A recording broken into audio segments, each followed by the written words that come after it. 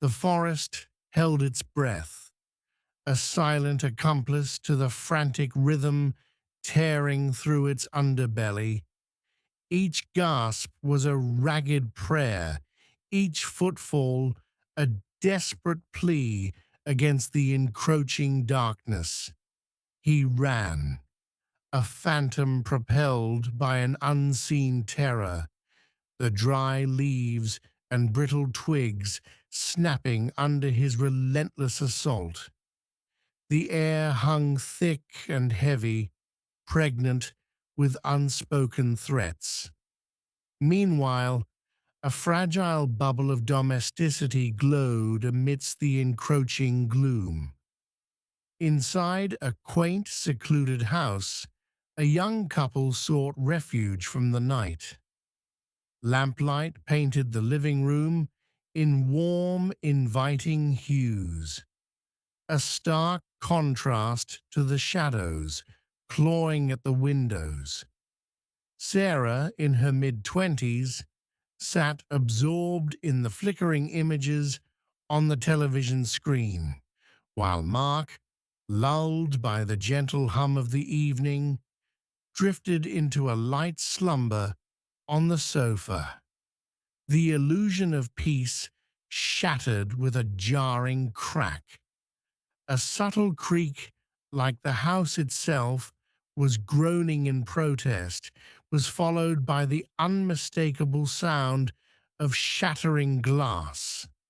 Sarah's blood ran cold.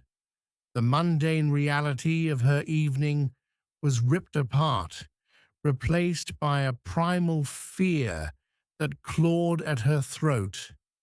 Her heart hammered against her ribs, a frantic drumbeat against the sudden silence that followed the shattering sound. "Mark," she whispered, her voice trembling, barely audible above the pounding in her ears. She nudged him urgently. "There's someone in the house." Mark jolted awake, his eyes snapping open, the remnants of sleep instantly banished by the raw fear in his wife's voice. He was instantly alert, his senses on high alert. Without a word, he rose, his movements fluid and purposeful. He grabbed a heavy-duty flashlight from the nearby table, its metallic casing cold and reassuring in his grip. The beam sliced through the dimness, a beacon against the unknown. Adrenaline coursed through them as they moved cautiously towards the source of the disturbance. Each step was measured, each breath held. The silence was oppressive, amplifying the sound of their own heartbeats. As they neared the hallway, a cold draft snaked around their ankles, a chilling premonition of what awaited them.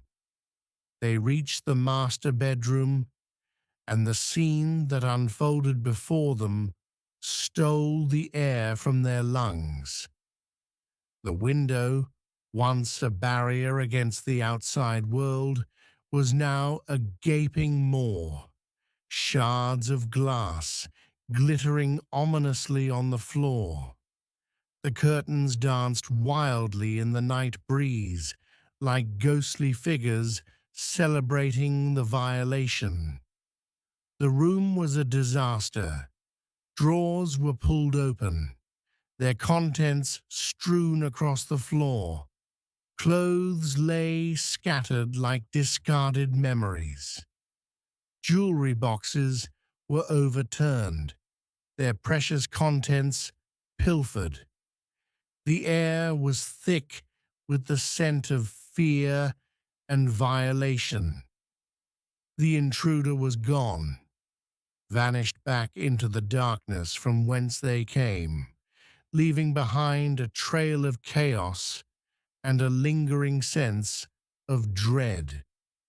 The silence that followed was more terrifying than the sound of breaking glass, a silence pregnant with unanswered questions and the chilling realization that their sanctuary had been breached.